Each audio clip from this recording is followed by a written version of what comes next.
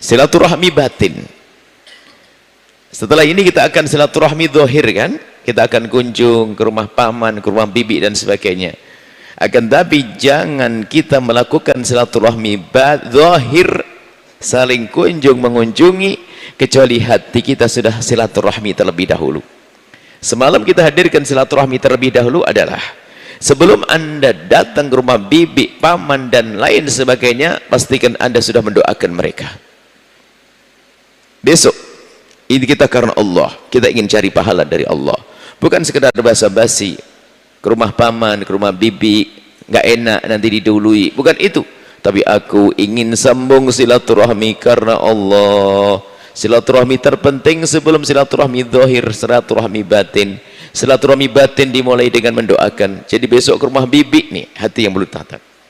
Ya Allah, besok aku ke rumah bibi. Atau sebelum, atau mungkin kalau telat malamnya lupa nggak tahajudan waktu sholat duha. Ya Allah, aku akan ke rumahnya bibi. Berikan segala kebaikan untuk bibi, ya Allah. Bibi yang kurang ajar kepada ayahku, bibi yang telah mengambil waris dari ibu, atau siapapun yang bermasalah, doakan dengan doa kebaikan. Pastikan Anda jangan ke rumah seseorang, pastikan jangan Anda silaturahmi ke rumah seseorang kecuali Anda mendoakan doa kebaikan, supaya silaturahmi Anda itu ada maknanya. Sebab kalau kita tidak dengan niat yang baik lalu hati ditata, silaturahmi hati hanya basa-basi saja, sehingga bahkan kalau pulang ke rumah pun menjadi tidak ada nilainya kalau hanya basa-basi. Sehingga kita ke ziarah ke rumah bibi, ke rumah paman, ke rumah saudara, karena bukan didasari niat yang baik, bukan didahului oleh silaturahmi hati dengan mendoakan tadi. Ini pulang silaturahmi bukan tambah baik, malah punya bahan baru untuk menggunjing. Sombong banget, didatangi, katanya mau pulang, iya datang, makan, selalu malah menggunjing. Rupanya datang ke rumah saudara, pulang dapat bahan baru untuk menggunjingnya. Fotonya siapa tadi di sana tuh? Siapa yang datang sini? Malah menggunjing kepada saudaranya karena hatinya belum ditata. Jadi pastikan Anda jangan ke rumah saudara, ke rumah kecuali Anda sudah mendoakan. Dan mulai malam tadi malam sudah kita pastikan bahwa kita sudah bisa mendoakan orang-orang yang bermasalah dengan kita.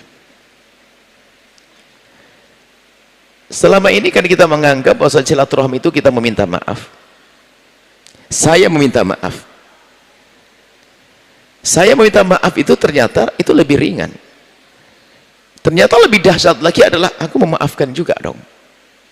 Kan nanti saling memaafkan, bukan sekedar basa-basi. Nah, izin minta maaf. Kalau minal aidin wal faizin itu artinya kan doa sebetulnya. Kalau kita berjabatan tangan kemudian berkata minal aidina wal faizina, supaya tahu itu artinya bukan saling memaafkan, Wigo. Ini sekedar tambahan saja. Minal aidina wal faizin itu ada tambahannya, itu ada sesuatu yang disembunyikan.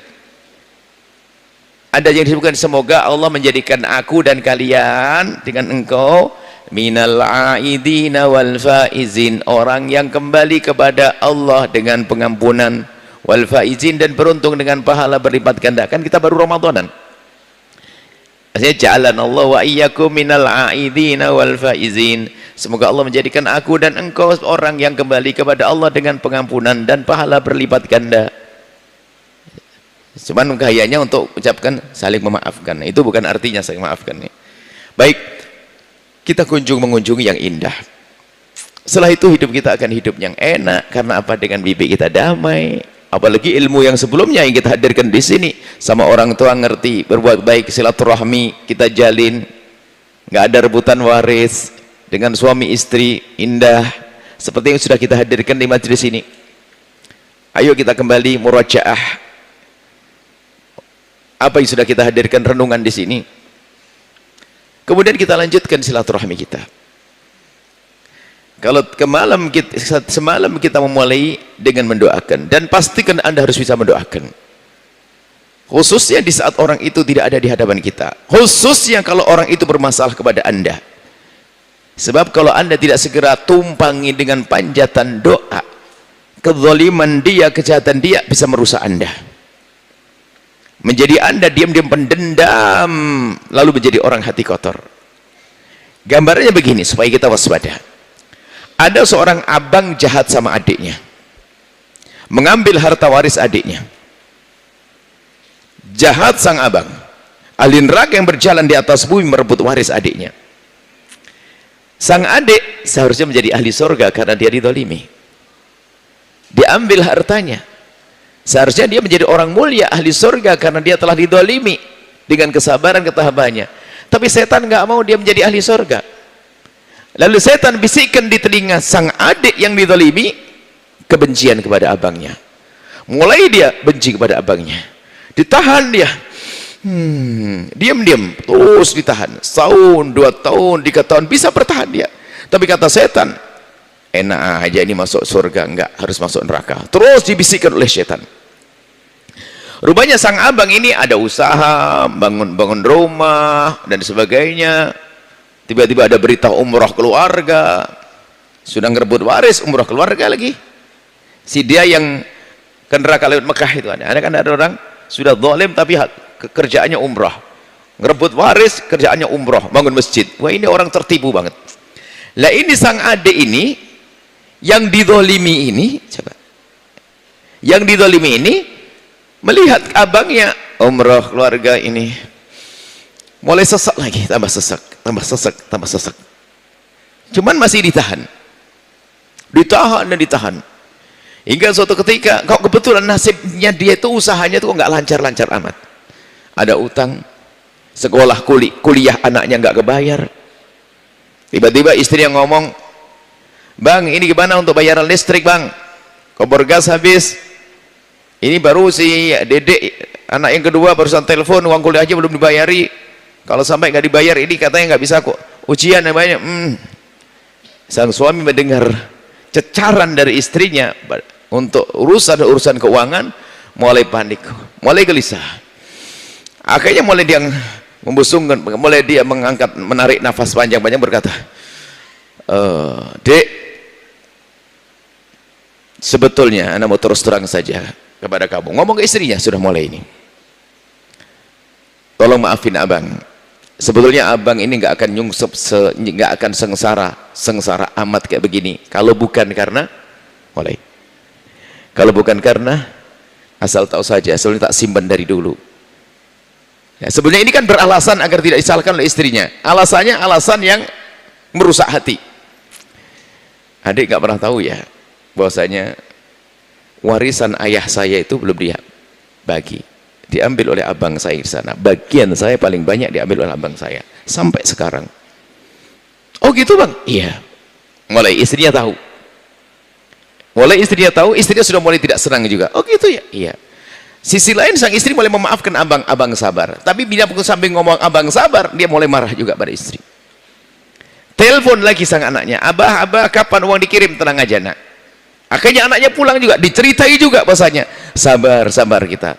Sebetulnya kita ini tidak akan sengsara amat kecuali karena uang kita, harta ayah diambil oleh paman.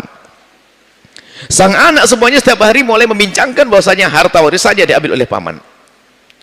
Mulai setiap hari membincangkan pamannya, ngomongin pamannya, terus mulai ada kebencian, ada benci. Setelah itu nggak cukup membenci saja, menggunjing setiap hari. Tidak lama kemudian betul ada berita, ada undangan, dek, ada apa bang, ditelepon, besok datang ke rumah ya. Iya bang, ada apa bang? Syukuran rumah baru jadi nih rumahku. Tuh bikin rumah yuk, rumah lagi nih. Ini mulai. Sehingga di rumah itu yang dibincangkan hanya pamannya. Pamannya masuk neraka ngerebut waris adiknya masuk neraka dengan menggunjing, membenci dan seterusnya. Lihat.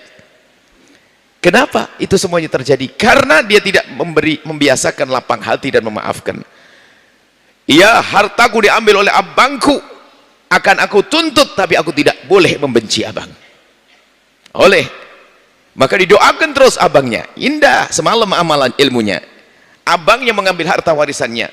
Ya Allah, abangku jahat kepadaku, berikan hidayahmu ya Allah, jangan sampai dia masuk neraka. Itu abangku ya Allah. Terus diasah begitu, tidak akan ada kebencian di hatinya, tidak akan ada dendam di hatinya. Anda pun nanti menuntut ke mahkamah dan sebagainya, itu hakmu. Akan tapi jangan sampai berubah menjadi benci. Kemudian setelah benci keluar ke lisan kita, meracuni anak-anak kita untuk membenci paman. Dan ada yang semacam ini, bermusuhan lagi, Baik, ini adalah kebodohan kita. Silaturahminya menjadi basa-basi. Reuni keluarga besar Pak Haji Fulan. Ternyata kalau ketemu hanya lirik-lirik kan. Tuh yang ngambil hartaku. Sang anak-anaknya pun ngerti, tuh paman pakai mobil mewah. Mobil mewah apaan? Itu kan harta ayah kita. Terus begitu. Suasana keluarga, katanya itu keluarga yang terhebat di kampung itu.